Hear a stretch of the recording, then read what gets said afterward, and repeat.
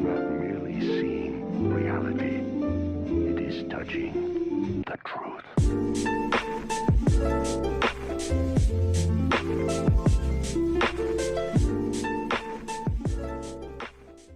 What's going on, everyone? Welcome back to Chronic Gamer. My name is Matt, and this is my final thoughts and redirect for episodes 111 through 113 of InuYasha.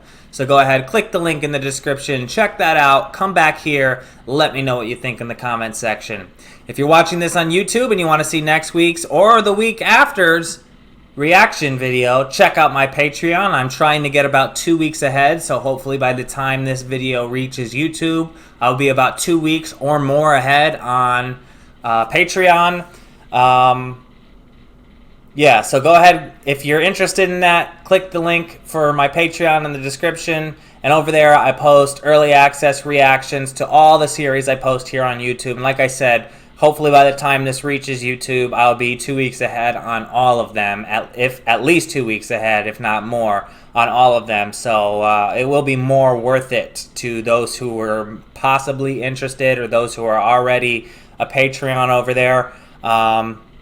Yeah. So,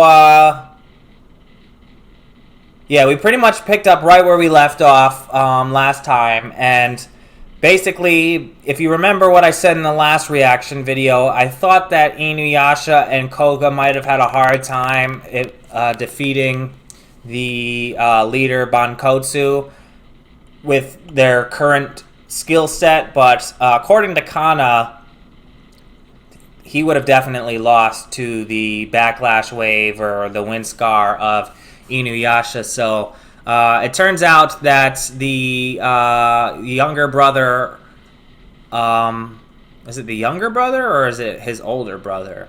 Whoever the dude with the purple lines on his face are, I'm forgetting his name. They're all Kotsus, you know what I'm talking about. But he found out, Bankotsu found out that he had stolen the jewel shards from Kagome, and he made him fork him over, and he infused it with his weapon to therefore be able to combat InuYasha, and oh boy, did that freaking work, but I'll get to that in a second. But yeah, he went to the island in front of Mount Hakure to wait for InuYasha to show up, and it turns out that before all of this Band of Seven stuff happened, Naraku landed on that island, and he stole Saint Hakushin, who was like the old monk or Buddha or whatever you want to call him, that was purifying that area, that land, the mountain itself.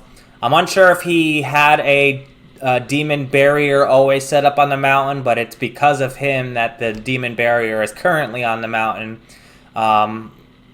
Yeah, I got a little confused at that part. I know that Naraku has stolen his body, and I think it's to be able to get to the mountain because of its purification.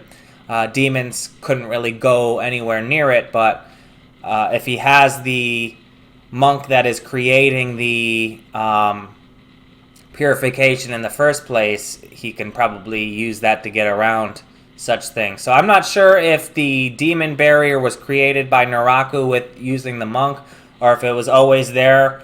But either way, Naraku has found a way to get past the into the mountain area where InuYasha, Sesshomaru, Koga, and all of them can't get to, at least right now.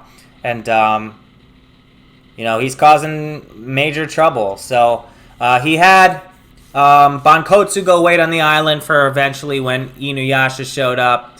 And they had another fight, which was badass. It's probably one of my favorite fights so far in the series. You know, we've seen some good fights in the series, especially in the movies. The movies has had some great fights so far, the first two that I've seen anyway. But yeah, they went up against each other, and he used his lightning dragon technique, which was badass. It reminded me a lot of the Dragon of the Darkness Flame from Yu Yu Hakusho. But either way, all sorts of lightning was coming down from the sky. It was definitely a heavy attack, and it really did some damage. But fortunately, the crew was able to make it through that. But unfortunately, the monk's old tools were stopping InuYasha because he was using too much demonic powers through his Tessaiga in order to fight Bankotsu. So it pretty much nullified his Tessaiga, and it was very close. But anyways, they made it. They made it through, and they're gonna have to deal with getting over to and past all of this purification later on. So, really like these episodes. The animation and the artwork have been fantastic since this arc began. Somebody pointed out to me that they changed it from like more to a little bit more digital drawing rather than the hand drawn of the original, like the part of the earlier parts of the series, which I'm okay with as long as it's still 2D animation. I will always watch anime that's 2D animation. I prefer 2D animation in anime. CGI is good too if they do it right. Sometimes it just looks way out of place, but yeah, I think that it looks a lot better, a lot cleaner. It's not as good quality as the movies yet. Like, the second movie had fantastic art and animation.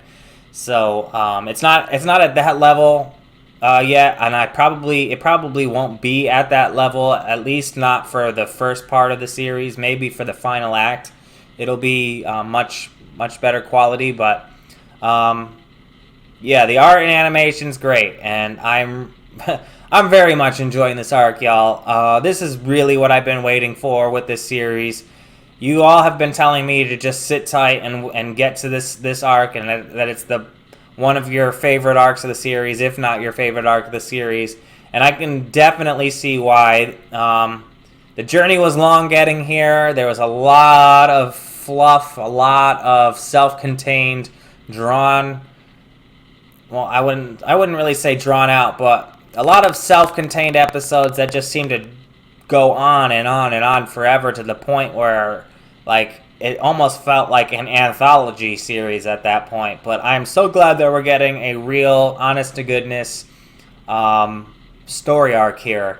And hopefully when this arc eventually is over, we're not going to go back to the humdrum, self-contained stuff that we've seen, and we'll be moving closer to Endgame and defeating bitch-ass coward Naraku. So, yeah. Not really much more I can say. So let me know what you think in the comment section, and if you haven't already, like and subscribe. And until next time, I'm Chronic Gamer. Peace.